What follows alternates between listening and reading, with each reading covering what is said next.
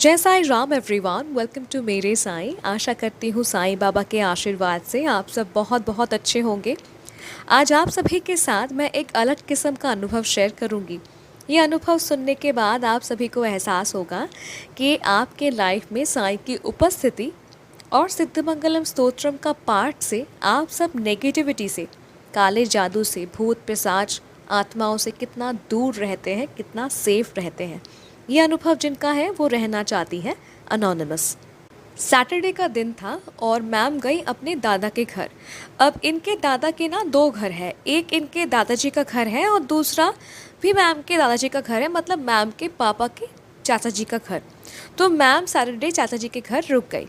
अब मैम बताती हैं कि दोनों दादाजी के घर के बीच एक घर है, पर उस घर में ना कोई नहीं रहता क्योंकि वहाँ किसी लेडी ने सुसाइड कर लिया था और उसके बाद से बहुत लोगों ने उस घर में बहुत नेगेटिव एनर्जी महसूस किया है और इसीलिए उस घर में कोई नहीं रहता। ठीक है, अब अनुभव को बहुत ध्यान से सुनेगा।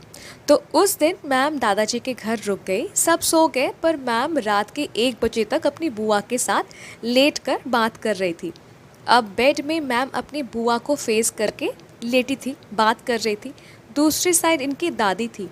मैम जब दूसरी साइड फेस करती हैं, टर्न करती हैं, तो वो देखती है ना थोड़ा ऊपर से 2 हाथ है। तो इनको लगा कि मे बी दादी को कुछ हो गया है और वो हाथ उठा के बुला रही हैं और इसीलिए मैम ने सोचा कि वो अपने बुआ को बुलाएंगी कि उठिए बुआ, मे बी दादी को कुछ प्रॉब्लम हो रहा है, वो हाथ उठा के बुला रही हैं।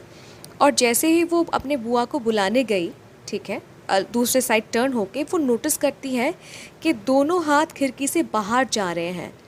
फिर वो हाथ बहुत लंबे हो गए और फिर खिड़की से फिर घर के तरफ मतलब मैम की तरफ आ रहे थे कुछ नुकसान पहुंचाने के लिए, पर हाथ इनको टच नहीं कर पा रहा था और वापस विंडो से बाहर चला गया। ठीक है, दोनों हाथ। ये सपना नहीं था, ये जो भी मैंने सुनाया आपको ये हकीकत में हो रहा था। ठीक है, अब मुझे आप सबका पता नहीं है, मैंने ज़िंदगी में कभी भूत देखा नहीं है, देखना भी नहीं चाहती हूँ, पर ऐसा होता है, ऐसा अक्सर होता है कि बाय एनी चांस अगर हम ऐसे घटना के साक्षी बनते हैं, भूत देख लेते हैं, तो हम बीमार हो जाते हैं, हम ट्रॉमाटाइज हो जाते हैं, एक्सेप्ट नहीं कर पाते इस बात को।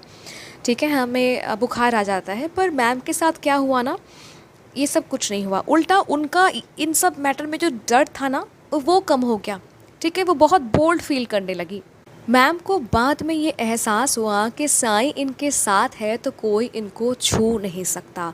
मैम फिर ये भी रियलाइज़ करती हैं कि वो सिद्धमंगलम स्तोत्रम का पाठ कर रही थी। मैंने चैनल में जो रिकॉर्ड करके डाला है ना 11 टाइम्स, मैम वो सुनती है। तो मैम रियलाइज़ करती है कि मैम वो भी सुन रही थी कुछ दिनों से। तो सिद्धमंगलम स्तोत्रम का पाठ सुनने से भी नेगेटिविटी, आत्मा, भूत जो भी है, मैम को छू नहीं सका। नॉट ओनली दैट, मैम ये भी कहती है कि सिद्धमंगलम स्तोत्रम का पाठ के वजह से उनको सपने में संत भी दिखने लगे। देखिए, अगर आप सिद्धमंगलम स्तोत्रम का पाठ करते हैं और सपने में अगर आपको संत यानी सिद्ध पुरुष दिखते हैं, अगर आप सपने में संत देखते हैं, तो आप मान लीजिए आपको ये समझना चाहिए कि आप अपने सपने में सिद्ध पुरुषों को देख रहे हैं और जान लीजिए कि वे आपको प्रोटेक्ट कर रहे हैं। You are safe. मैम बहुत बहुत धन्यवाद आपको अपना अनुभव हमारे साथ शेयर करने के लिए, सबको समझाने के लिए बाबा की शक्ति, सिद्धमंगलम स्तोत्रम का शक्ति। आप सबसे यही कहना चाहूँगी कि अगर भले ही आप सिद्धमंगलम स्तोत्रम का 40 दिन का व्रत ना भी कर रहे हो, घर में एटलीस्ट एक बार डेली सिद्धमंगलम स्तोत्रम का पाठ कीजिए। इससे क्या होता है ना, आपका घर प्रोटेक्टेड रहता है, सेफ रहता है। कोई भी नेगेटिव एनर्जी, काला जादू, आत्मा, भूत, कोई आपका कुछ नहीं बिगाड़ सकता। नॉट ओनली दिस, आपके जो शत्रु हैं ना वो भी आपका कुछ विनाश नहीं कर सकता। जो आज ये वीडियो नया देख रहे हैं, जो आज मेरे साईं चैनल को पहली बार देख रहे हैं, मैं आपसे कहना चाहती हूँ, अगर आप इस स्तोत्रम के बारे में जानना चाहते हैं, इस चमत्कारी व्रत के बारे में जानना चाहते हैं, मैं डिस्क्रिप्शन पर लिंक डाल रही हूँ जो आपके स्क्रीन के राइट कॉर्नर पे क्लिक होगा, ब्लिंक होगा। उन 2 वीडियो को बहुत ध्यान से 2-3 बार सुनिए। वहाँ पे मैंने डिटेल्स में बताया है कि हम सिद्धमंगलम स्तोत्रम का व्रत क्यों करते हैं, कैसे करते हैं और इस व्रत के दौरान हमें क्या करना चाहिए, क्या नहीं करना चाहिए। ठीक है, तो कीजिए सिद्धमंगलम स्तोत्रम का व्रत। और गुरु दत्ता की कृपा से, साईं की कृपा से आप सभी की मनोकामनाएं, वैध इच्छाएं पूरी होंगी। और अगर आज का अनुभव अच्छा लगा तो प्लीज़ लाइक कीजिएगा, शेयर कीजिएगा, प्रचार कीजिए साईं महिमा।